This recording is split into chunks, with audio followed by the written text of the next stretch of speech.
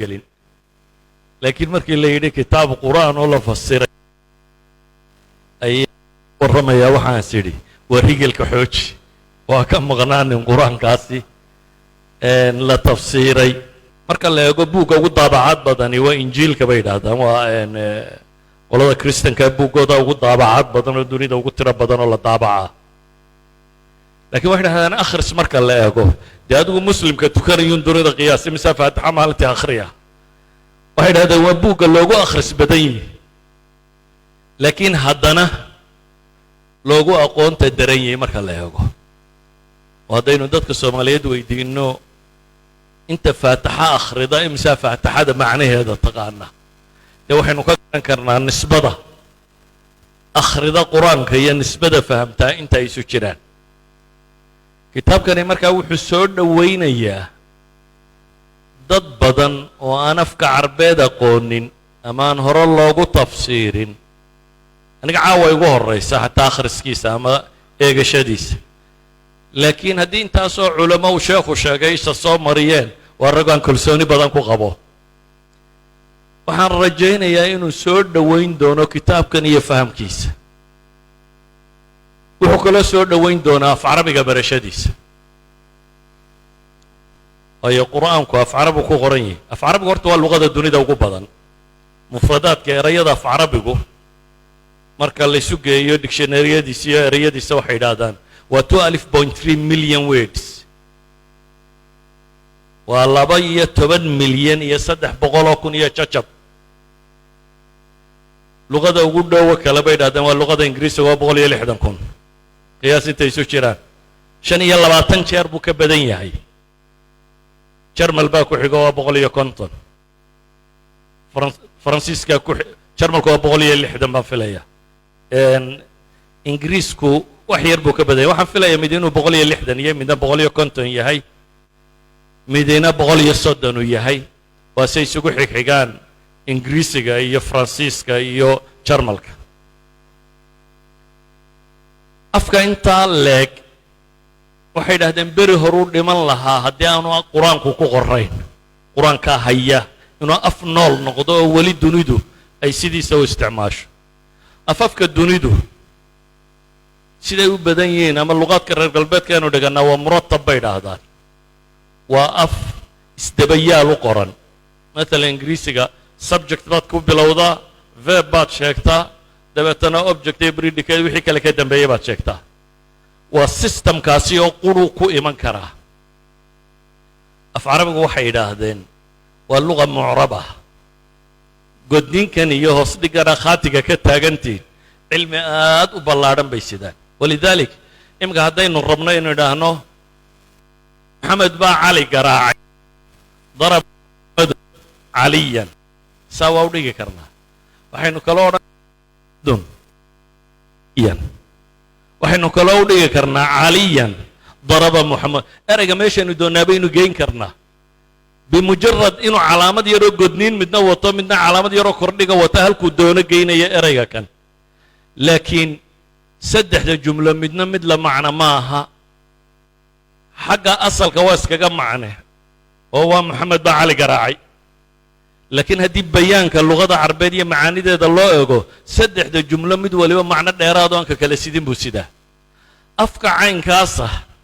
ee 12 milyan iyo dheeraad ah ee isrogroggiisu sidaa yahay inaad af kale ku sargoysaa mustaxiilaadka ku jirtaa bay yidhaahdaan waa wax aad u adag bay yidhaahdaan afka caynkaasiya haddana kitaabkii afka ugu sarreeyey ugu mucjiska ahaa inaad ku tijaabiso af kale inaad ku sii tarjuntaa ninka farsamadaa u dhaqaaqay dhibta haysatun baanan uu qiyaas karaya yacni ninka isku dayey waayo ninka mufasirka culimmada agteeda fadhida mufasiriinta ahay dee aayadda markay sheegaan xagga kaga kaalay oo xagga kaga kaalay oo in af carabiya ku dar oo af ingiriisi ku dar gabay ku dar waxbuu isu geeyaa ilaa uu ku fahamsiiyo laakiin qoraagu dee intaa wada heli maayo qoraagu waxaa la rabaa dhowr santanisoo yaryar inuu macnaha tirada badan lee wadaadka tafsiiraya uu maantoo dhan waday inuu kuugu soo dhoweeyo ku koobo idan ninka kitaabkan qoray waxaan u arkaa ذكي maaha qura waa nin hardware kara successkuna hardware-ku ku jiraa bay yidhaahdaan dakaa qura maaha waa qofku intuu hawlkariyahee waxa karuu tijaabiyo dee bayjajkaa yar wuxuu inoo sheegay 2015 laga soo bilaabo iyo haddoo ah maxay 2020 caawa waxaynu joognaa maxay 2021 intaasoo sannadood buu intaas soo waday inuu taxriiriyo oo isku dayo oo ilaaliyo dee waa ilaahay kitaabkiisiiyo inaanu dhukdhuk kaga soo bixin weliba afka uu ku qoray waa afaan bislayn markay qoraalka timaado oo waayo waxaynu qoraal haysanoo dhamme waa waxoogaa gabyaaya ama suugaanuun wax ku tacalluqa ama riwaayad dheh ama hees dheh ama gabay dheh ama sheeko dheh waa adab wax ku tacalluqa af cilmi iyo cilmi qoray maaha ninka isku daya markaa inuu afkaa cilmi ku qoraa hawl dheeraadoo kalea sii haysata cabdibashiir waxaan leeyay ilaahay ha ka aqbalo subxaanahu wa tacaala isku daygaad samaysay ha kuuguna gargaaro waxaana rajaynayaa kan ilaahay in jannada ku geeyo uu ku dadaalay haddii alla yidhaah subxaanahu wa tacaala waana waxtar weyn qur-aan barto xataa qofkii raba inuu af carabi barto waayo waxay yidhahdaan qur-aanku luqada carbeeda nool maanta bersentka ugu badani waxay yidhahdaan waa luqada qur-aanka daraaddeed haddii aad qur-aanka macnihiisa af soomaali ku fahamto vocabulariga ugu badan ee luqada carbeed ee hadda mustacmal dunida ka abaad baratay weeyaan marka xaggaa marka laga eegana af carabi nin bartay baad oo vocabulary aad u tiro badan ayaa ku soo kordhay aqoontaada luqadaaduna de waxay ku salaysantay uun intaad vocabulary ka taqaano luqadaasi bay ku salaysantay idan kani mar waa ilaahay kitaabkiisii aynu fahmayno marna waa af carabiga laftiisii aynu fahmayno marna hadda waa af soomaaligeeniyo laynoo badhax tirayoo sidii ugu fududayd inaynu u garanno aynu u fahmayno walidaalik anigu waxaa laga yaabaa dadka afna ku fiican mayhi laakiin dadka jacburka ku fiican baan ahay in carabi ingiriisi soomaali la isku walaaqo carruurtayda yaryar markaan is idhaahdo maal dhaweyd bay kuwa yarara yimaadeen waxaan ku idhi jisca maan idin sharxayaa kaalaya marka 2-3 wadaba waa isafgaran weynaa ama erey soomaaliyeed oo weyn oo horaan sheega ama erey kaloo carabiyaan sheega aad laakiin waxaan rajaynayaa kan inuu wax badan iga caawin doono inaanu aniga iyo kuwa yaryar isafgaran karno oo bal aan isku dayi karo inaan suwarka qur-aan ee ay malcaamadda ka soo dhigtaan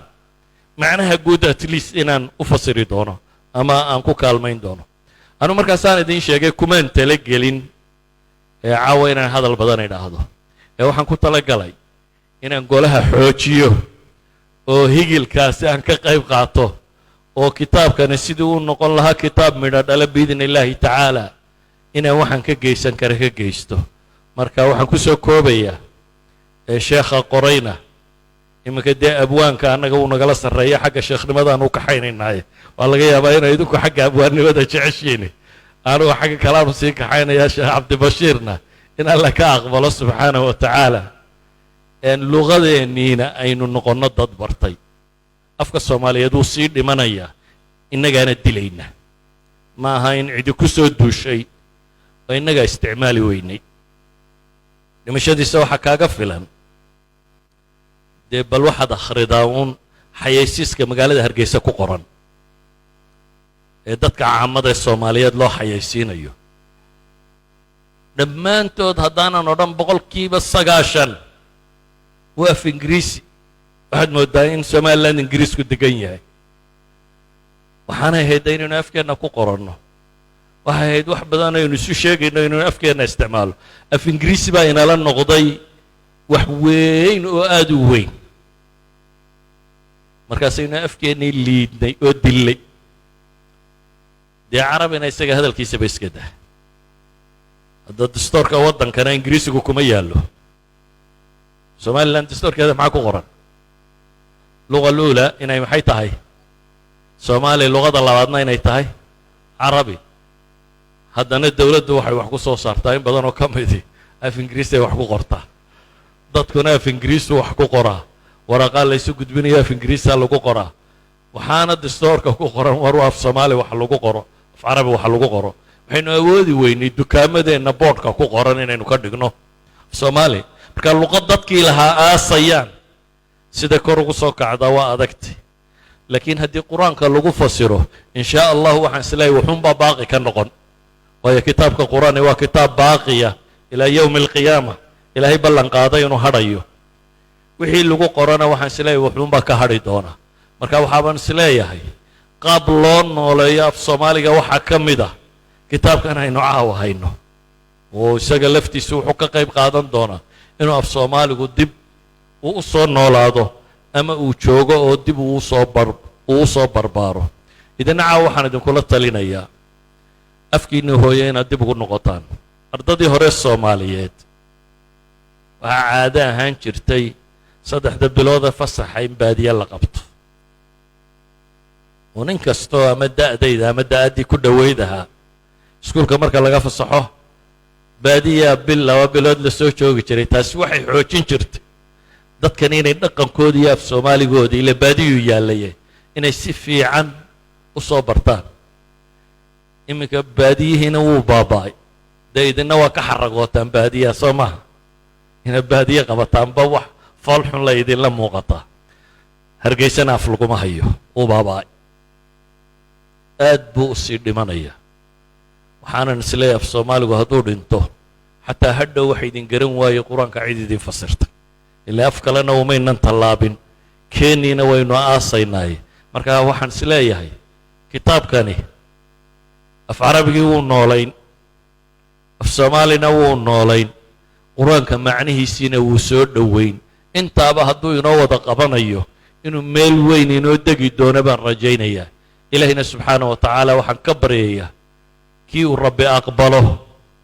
ee dadku ay bartaan ee lagu badhaadho inuu ka yeelo صلى الله على محمد وعلى آله وصحبه وسلم والحمد لله رب العالمين. aad iyo aad u mahadsan yahay.